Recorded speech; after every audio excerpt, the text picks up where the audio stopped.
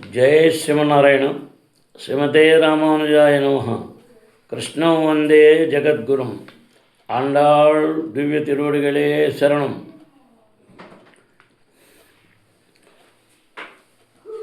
ఈరోజు మనం 28వ పాఠశాలకు వచ్చామమ్మా. 27 అయిపోయినాయి. భరద్వాజ కులంబోధి చంద్రం శ్రీ పురుషోత్తమం వేదాంతో భయని తత్వార్థ జ్ఞానదం గురుమాశ్రయే. ఆండాళ్ దివ్య తిరువడిగలే శరణం. దయాపాత్రం దీభక్యాదిగుణార్ణవం యతీంద్రప్రవణం వందే రమ్యజా మాతరం మునిం. లక్ష్మీనాథసమారంభాం నాథయామధ్యమాం అస్మదాచార్యపర్యంతాం వందే గురుపరంపరాం. నీలాతుంగస్తనగిరితటీ సుప్తముద్బోధ్య కృష్ణం పారార్జ్యం సంస్కృతి శతశిరసిద్ధమధ్యాపయంతి. సోచ్ఛిష్టాయాం సజనగలితం యాబలాత్కుచ్చవృంతే ఓదాతచ్చై నమ ఇదమిదం భూయేవాస్తు భూయః. అమ్మ, మనం జన్మాసం 27 రోజులై 28వ రోజు ఇవాళ కూడా నిన్న కూడా అయిపోయింది. ఈరోజు కరవైఖలు 28వ పాసురమ్మ. ఒకసారి పాసురానుసంధానం చేసుకుందాం.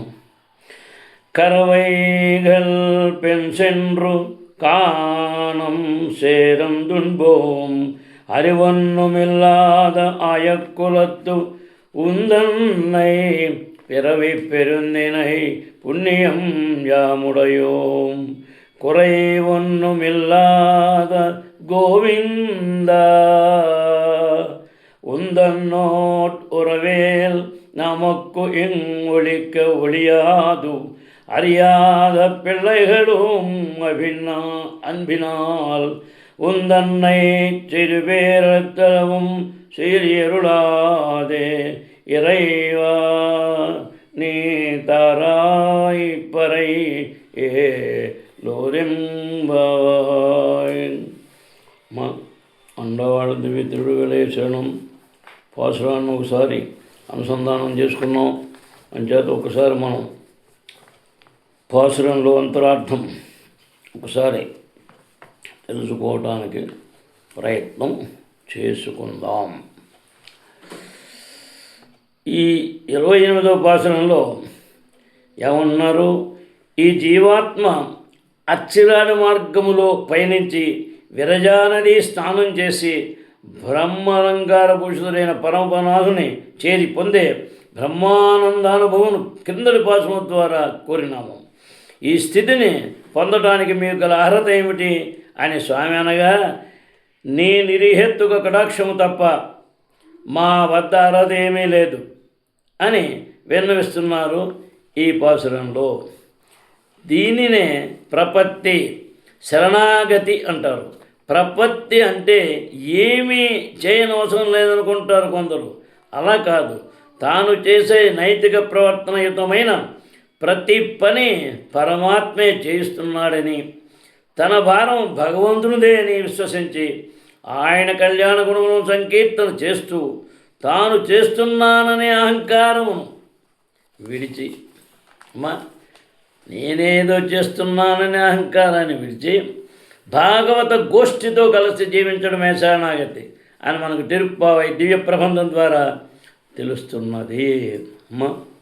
అది తర్వాత ఈరోజు కరవైగల్ పెన్ సెన్రు కానం సేదం ఉన్బోం. దూడలకు గడ్డి మేపటానికి అడవులలో తిరుగుతూ బ్రతికేవారం స్వామి మేము. నిన్ను చేర అర్హత మా వద్ద ఏమున్నది? వేదమును చదువుకొని అర్థజ్ఞానం సంపాదించి సత్కర్మలు చేస్తూ ఇంద్రియ నిగ్రహంతో శ్రవణ మనన నిధిధ్యాసములతో నిన్ను భావించే ఏ సాధనము మా వద్ద లేదు. అలా ఉండే అవకాశమే లేని జీవనము మాది. పశువుల వెంట తిరగడమే మా గురుకుల వాసము. కనుక మా వద్ద జ్ఞానం లేదు స్వామి అన్నారు. అంటే పర్వాలేదు, పశువులను మేపడానికి వెళ్ళే దారిలో అయోధ్య, మధుర, శ్రీరంగము మొదలైన దివ్యదేశములు తటస్థపడవచ్చు కదా, వాటిని దర్శించిన పుణ్యం మీకు ఉంటుంది అన్నారు పరమాత్మ, శ్రీకృష్ణ పరమాత్మ. అయ్యో, మేము అడవులకు పోతాం కానీ పట్టణములకు ఎందుకు వెళ్తామయ్యా అన్నారు. అయితే అడవులలో కూడా నైమిసారణ్యము, బదరికాశ్రమం వెళ్తారా అని స్వామి అడుగగా, ఎక్కడ పచ్చగడ్డి ఉంటే అక్కడ పోతాం కానీ ఆశ్రమాలు మాకు ఎందుకయ్యా అన్నారు. పోనీ ఋషులు అడవులలోనే ఉన్నారు కదా అంటే, మేము తపస్సు చేయడానికి వెళ్ళడం లేదయ్యా, చలుదులు మూట కట్టుకొని గోవులను మేపడానికే వెళ్తున్నాం మేము. ఆ చలుదులు కూడా స్నానం చేసి తూర్పుముఖంగా కూర్చుని దీని ఆచారవంతుల వలె కాదు, ఎప్పుడు ఆకలి వేస్తే అప్పుడే ఎక్కడ పడితే అక్కడే తింటాం, మా వద్ద ఏ నియమములు లేవు అని విన్నవేస్తున్నారు. ఇప్పుడు మీకు కర్మజ్ఞాన భక్తులు లేకుంటేనేమి, ఏ పూర్వజన్మలో చేసిన పుణ్యం వలనో మీకు క్రమంగా జ్ఞానం కలగవచ్చు. అనగా అరివొండ్రుమిల్లా ఆయ కులత్తు అంటున్నారు. కొంచెమైనా జ్ఞానం ఉండటానికి అవకాశం లేని గొల్ల కులంలో పుట్టిన మాకు కర్మజ్ఞానాదులు అంటూ ఎలా ఉంటాయి స్వామి అని వీరు అడుగగా, అయితే ఏ పుణ్యము లేకపోతే ఫలం ఎలా దక్కుతుంది అన్నారు స్వామి. ఉందన్నై పిరవి పెరిందనై పుణ్యం యాముడే ఓం అంటున్నారు. మాకు పుణ్యం లేదు కానీ పుణ్యస్వరూపుడమైన నీతో కలిసి పుట్టిన పుణ్యం ఉన్నది.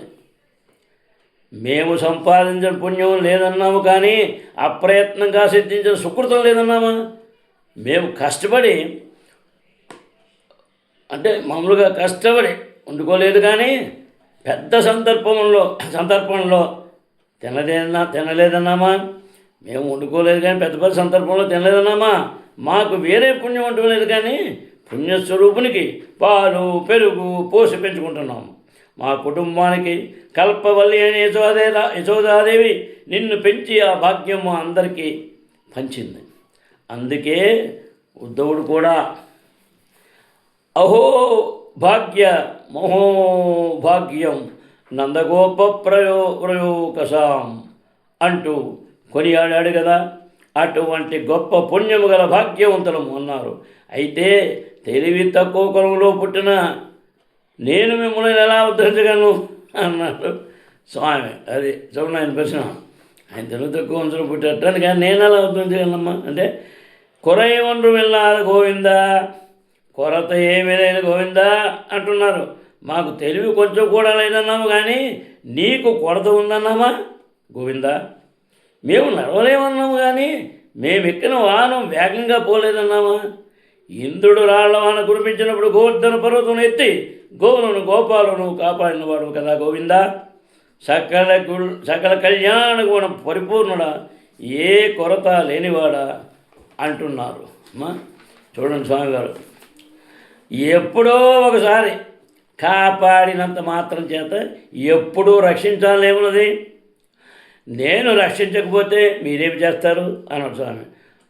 ఉందన్నోడురవే నమక్కెంగులిక్క ఒళియాదు, నీతో మాకు ఉండే సంబంధం నీ వద్దన్నా పోదు, మేము వద్దన్నా పోదు, ఇరువురము ఒక సంకేతం ఏర్పరచుకుని పోగొట్టుకుందామన్నా పోదు కదయ్యా స్వామి అంటున్నారు. నేను మీతో ఇంత సాహిత్యం కలిగి ఉండి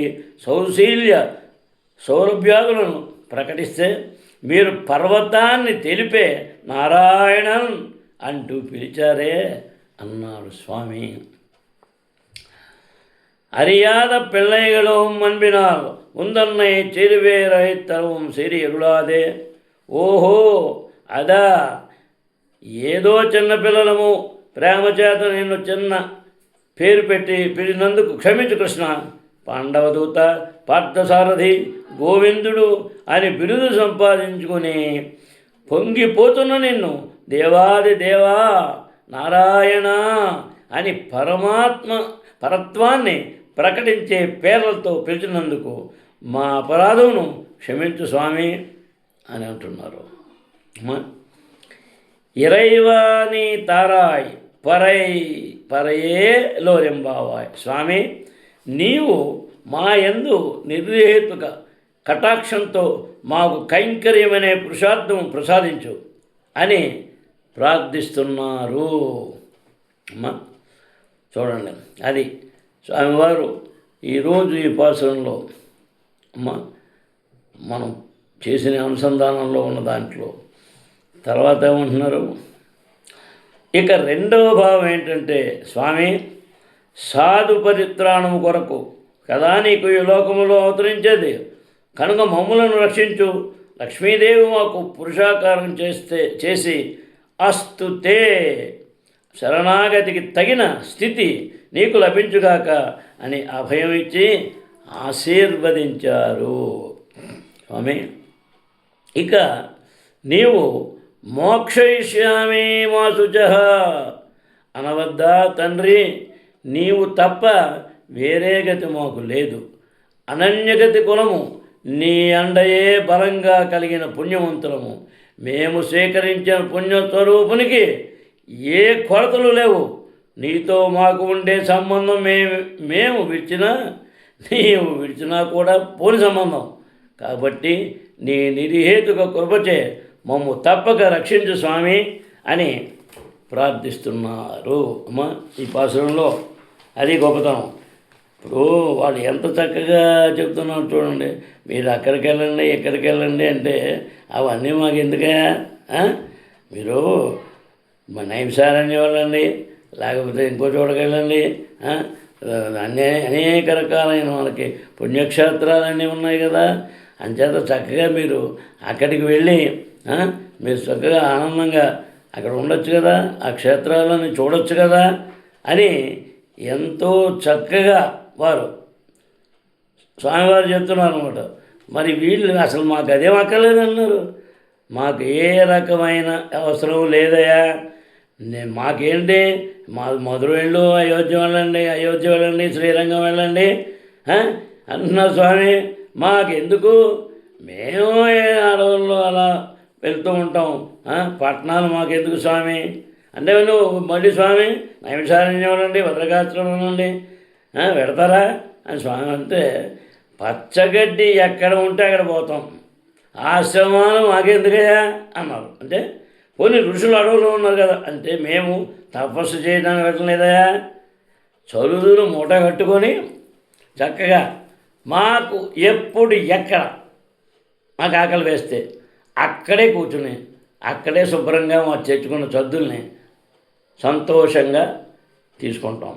మాకు నువ్వు తప్ప ఇంకో భావం లేదు, ఇంకో ఆలోచన లేదు, మాకు నువ్వే కావాలి. మనస్ఫూర్తిగా త్రికరణ శుద్ధిగా మనస వాచ కర్మణ నిన్నే నమ్ముకున్నాం. మేము వదిలేస్తే మమ్మల్ని వేస్తావా? వదిలే, నువ్వు మమ్మల్ని వేస్తావు లేదు, మేము వదలను, నువ్వు వదలం. అంచేత ఇది వదిలే ప్రసక్తే లేదు. అంచేత నీ యొక్క అనుసంధానం నారాయణ గోవింద ఈ శబ్దాలు ఎన్ని ఉన్నాయి స్వామి. అంచేత ఆ పదంతోనే నిన్ను మేము వేసే ప్రతి అడుగు నీ నామస్మరణతోనే మేము జీవిస్తాం. ఎల్లకాలం సర్వకాల సర్వావస్థల యందు మాతోనే ఉండి మమ్మల్ని వదలకుండా మా యాదవకులం రావటమేనాయో మాకు ఆనందం. అంతే, తరించిపోయింది. మాకు యాదవ కులంలో పుట్టిన మా అందరికీ నేను యాదవులుగా అన్నావు పరమాత్మ, నిన్ను మేము అలా అనగలమా స్వామి? మాకు కావాల్సింది నీ కరుణా కటాక్షం. అది ఆ రకంగా ఈరోజు మనం ఈ పాసురంలో చెప్పుకుంటున్నాం. ఈ పాసురానికి అంచేత 27 పాసురాలు మనకి 28వ పాసురం ఈరోజుతో అవుతుంది.